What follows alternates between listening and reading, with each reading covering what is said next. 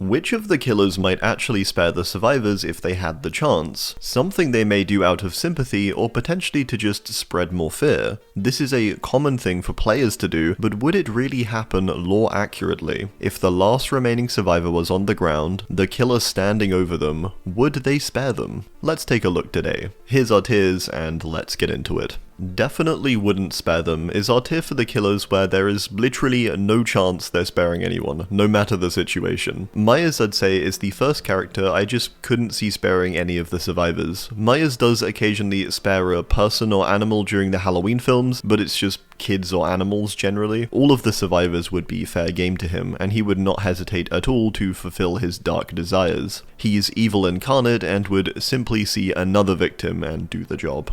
Nemesis is another character I simply cannot see sparing a survivor. I mean, the guy is literally programmed to simply kill in the most efficient way possible, and therefore there's no emotion there really beyond that. He would just want to eliminate his target and get no pleasure or fulfillment from sparing them. We see this throughout RE3. Although Nemi does hesitate at various points, it seems more to do with the fact that he wants to mess with Jill a bit before killing her, and isn't intentionally sparing her. But hey, maybe unintentionally, Nemesis could spare someone by mincing the kill, as it were. Unknown is going to be very ruthless considering the whole idea of this creature is that people shouldn't know its true form or what it really is. Therefore it's going to want to wipe out all the survivors if at all possible. We can even see this with its Mori, as it reveals its true form when using it, only at the point where it knows it will kill the survivor and they can't escape. I think this is likely the outcome of most trials against it. There are some accounts in its lore of people surviving, but generally they're kids maybe, like there's a kid who survives it and ends up going to a police station, and then everyone in the police station ends up dying as a result. So even when it seems safe, it never is with Unknown. Bubba may seem like a bit of a hot take to place here, but ultimately he's serving the entity based on fear, and so when it comes to sparing the survivors, I don't think Bubba would have the guts to do it even if he wanted to. He's far too scared of the entity and the possible consequences of defying it. Therefore I think Bubba would never do it. I could see him possibly doing it if there was some incentive to him, but what situation would that be? Clown, I would say, is simply too sadistic to ever want to spare someone knowingly. He's the type of guy to always follow through if he has that option. All his life he indulged in lots of vices, a key one being murder, and so if presented with it, he's going to take it, simply. His lore mentions that he also enjoys easier kills. If he has such a free kill like that lined up for him, he's not just going to toss it aside. He's going to go for the finger. We unfortunately have to say, bro does not pass up on the fingers. Demogorgon and Xenomorph I'll cover together as ultimately they're both animals and they'll simply follow their instincts. There's not really a reason either of these characters would have to spare the survivors. The killer's there, they'd go for it, especially if there was punishment on the line, or alternately some kind of threat toward the Mind Flayer or Xenomorph Queen. They're going to simply do what's in their instinct, which I highly doubt is sparing the person. Knight is an incredibly brutal and efficient killer who would not stop at anything to finish the job. The guy loves murder, just generally, and so would pursue it regardless of what was happening. If he had the option to do something without the need for murder, he voluntarily adds the murder in. That's sort of his whole thing. So I could see Knight pursuing this just regardless of the situation. Even if the survivor put up a good fight or whatever, Knight is absolutely ruthless and will still kill. Chucky is sort of the same. His whole life he has just decided to fill it with murder and death whenever he pleases or whenever it suits him. Even when it comes to people he actually cares about, like Tiffany, he still also murdered her. So whatever the case, Chucky is not sparing anyone for just about any reason. He also gets really annoyed when people do get away, like with Andy repeatedly escaping him. And so I think if he has the option to finish the job, he simply does it. There's no reason for him not to. He'd have fun with it, as we see in his Mori. Sadako I don't think would spare any of the survivors, but largely just based on pure hatred. She's so angry and vengeful that I'm sure she struggles to see through this storm and even consider viewing the survivors sympathetically. Even with Yuichi's parents, where they find her body in the well and learn of what happened to her, she still just doesn't care and kills them anyway, and wants to get Yuichi too. She's too far gone when it comes to sparing anyone, and she's far beyond the point of return. She's really angry, basically. Singularity just kind of hates humanity, and so there's not much reason for him to want to spare the survivors at all, especially letting them go, as he'd either want to kill them or at the very least take their DNA and use it to improve himself. So regardless, I don't think anyone's getting away from him. Either he kills them or he absorbs them for DNA, I suppose, or parts, essentially. After Gabriel blew him up and destroyed his perfect body, he is never going to have empathy for humanity ever again, I imagine. Fair enough though, he crafted that body by his own hand, from the parts of other people, sure, but he did that still. Houndmaster is shown to be incredibly brutal and ruthless, especially in her Mori. She talks down to the survivors and sees them as really worthless. She's one of the only killers actually who singles out individual survivors to specifically break them down and relay how worthless they are as individuals. For example, she specifically mocks Dwight's leadership ability and Meg's inability to run away when she's on the ground. She's really horrible, and I don't see her ever sparing anyone. She's sort of got a grudge against the world ever since her father was killed and her life was destroyed, so yeah, maybe fair enough from her perspective, but, you know, not from everyone else's. Unlikely to spare them is our tier for the characters who probably wouldn't spare anyone, but maybe have a slither of a chance to. Dredge is pretty much guaranteed to not spare anyone, as it's basically just a massive evil and darkness, and has no intentions of sparing the survivors, I think at least, normally. However, there is a moment in Dredge's lore where it specifically decides not to kill Otto Stamper, the founder of the Garden of Joy, and it's not entirely clear why. I think it's likely because Otto was the reason Dredge arrived there, and so it was acknowledging that, almost like a thanks, ignoring Otto because it brought it all of these new bodies to consume. There's a chance though that there was some other motive, and therefore there's also a chance a survivor may be spared by some unknown criteria. Skull Merchant is very much in the bloodthirsty camp too, and I couldn't see her sparing any survivor for the reason that she likely wants to retain her feeling of superiority at beating them. She wants to be the apex predator and keep everything lore accurate, you know? Maybe, just maybe, she would spare someone though if it occurred before in the Skull Merchant mangas. She does it for lore accurate reasons, say. You know, if the Skull Merchant has previously spared someone in the mangas, maybe she would enact that in real life. I don't think there's an instance in her lore of her sparing anyone from the best of my memory. She definitely wouldn't go through the effort of setting up a whole CEO hunt just to spare them. I think the survivors would be no different, but hey, maybe a chance. Hag may seem pretty low down here, but I'm placing her here due to her no longer appearing to be all too in touch with her humanity or human emotions. She looks like an empty husk of herself, devoid of what once made her who she was. Therefore, I find it really unlikely that she spares anyone. Looking at her Mori, we can see she's basically a feral animal, and if we look at how she approached her captors at the village, she left none alive, even the kids. She wiped out everyone. Also, she's just hungry. She probably would just never pass up on a free liver like that.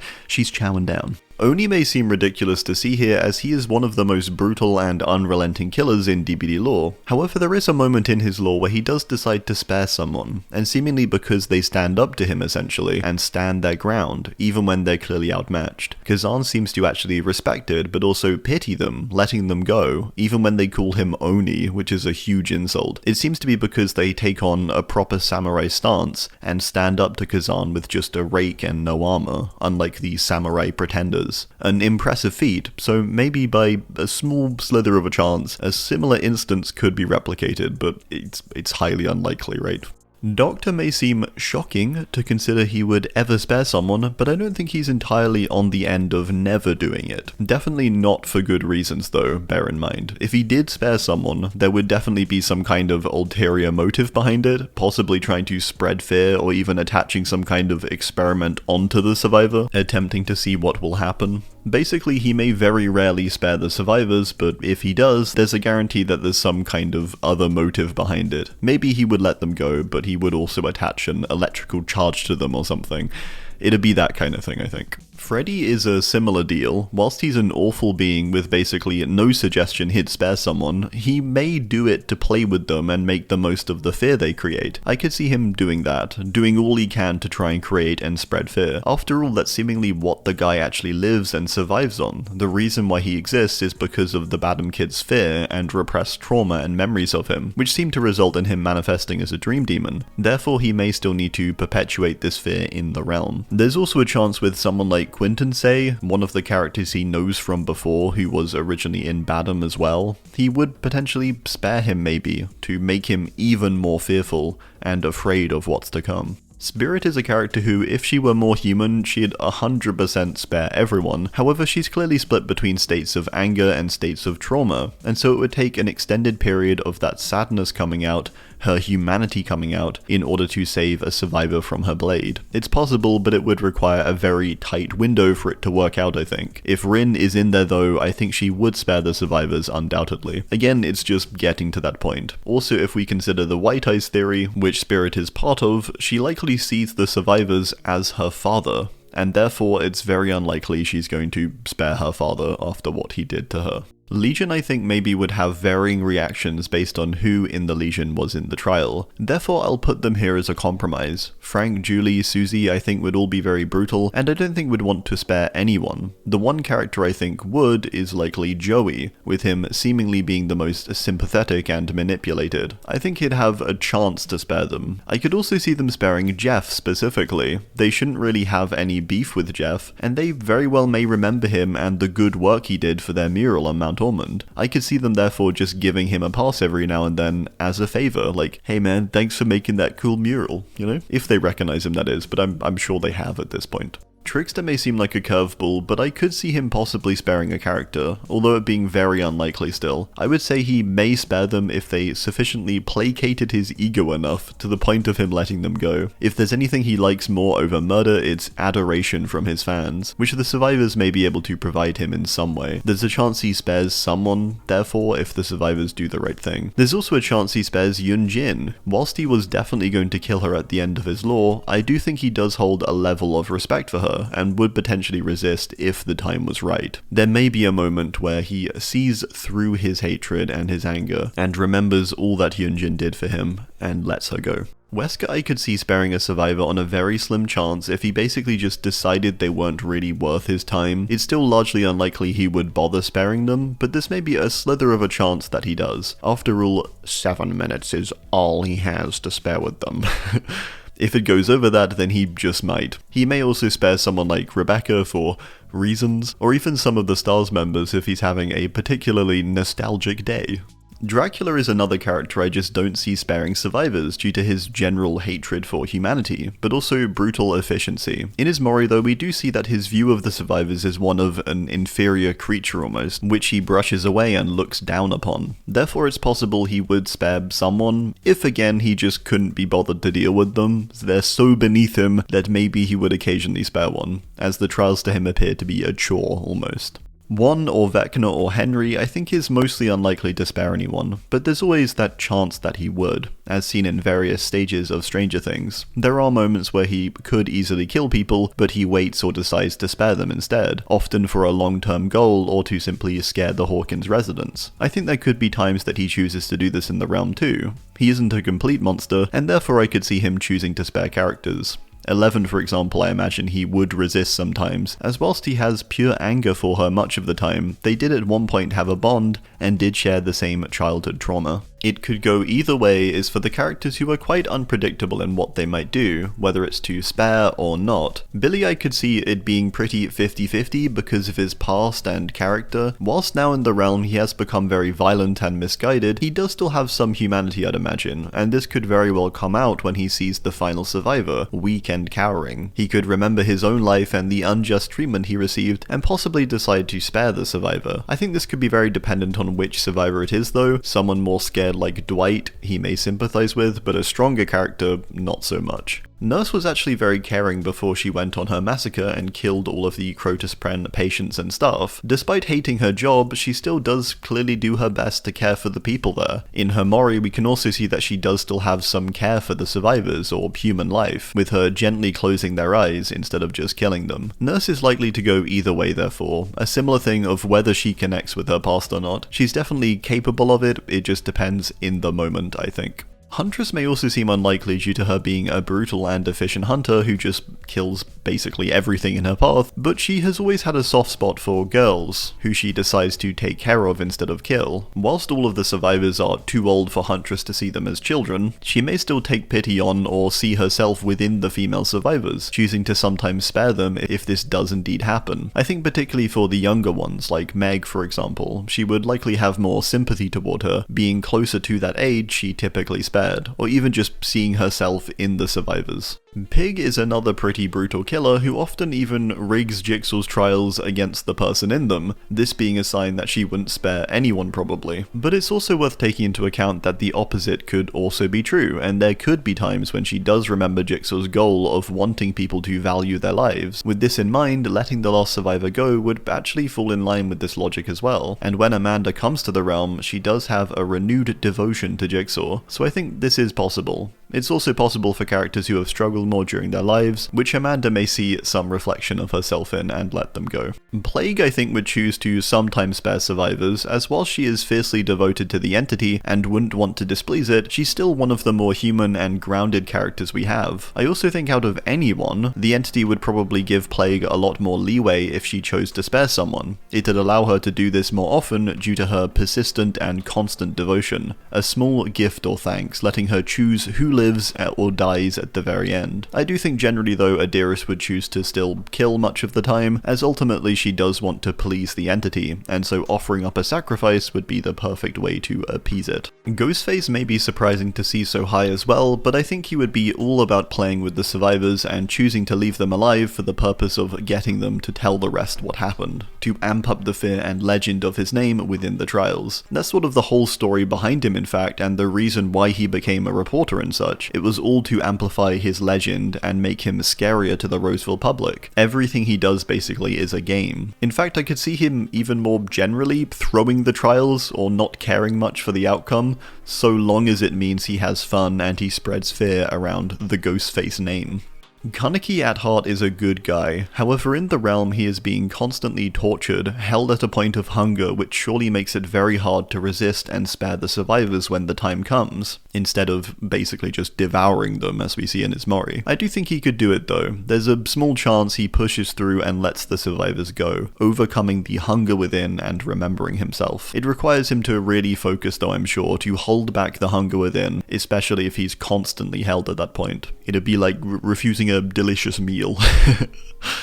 Springtrap, similar to some others, I could also see sparing a survivor, not because he's a good guy or because he would have any sympathy for them, but more so to spread fear or build up his legend or aura. I could see him letting someone go but still screaming in their face and making sure they're plenty fearful still. He's the fun one after all, so I doubt that solely includes killing, but some torment too. He would enjoy a good chase, I think, basically. Krasu I could also see having a small chance of sparing a survivor, and largely because she is still a person for a lot of the trial. Burong is still present, although the Krasu within often comes out, which we can see in the lobby as well. There are almost two sides to her, and I think her human side would possibly spare survivors every now and then, especially if the Krasu felt sated for the trial. She may decide to let them go.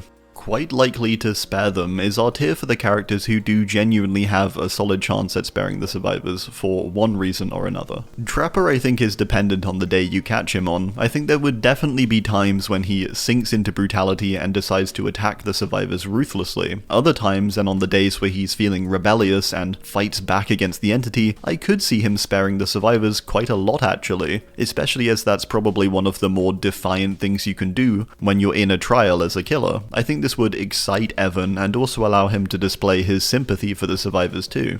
Deathslinger is another character I could definitely see sparing survivors. Whilst he is ruthless and brutal, he also clearly has a soul within. He's someone who doesn't want to needlessly kill, especially those who may be innocent. He was dealt with a lot of injustice in his life, and so I don't think he'd want to impose it if possible. He hated people who did that, and so I don't think he would want to continue it. Then again, he is very angry, so who knows. It's also possible, if we are to believe the White Eyes theory, that he is having his vision manipulated, in which case he may always see the survivors as people who wronged him, and therefore find it very, very difficult to resist a kill, unless he can break that facade.